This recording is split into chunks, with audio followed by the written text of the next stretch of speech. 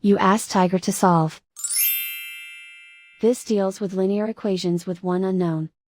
The final result is x equals 6. Let's solve it step by step. Group all x terms on the left side of the equation.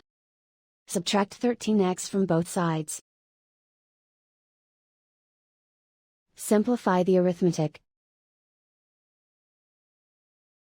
Group like terms. Simplify the arithmetic. Isolate the x. Divide both sides by 2. Simplify the fraction. Find the greatest common factor of the numerator and denominator.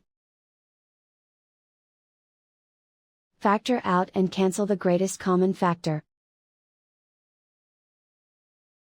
And so the final result is x equals 6.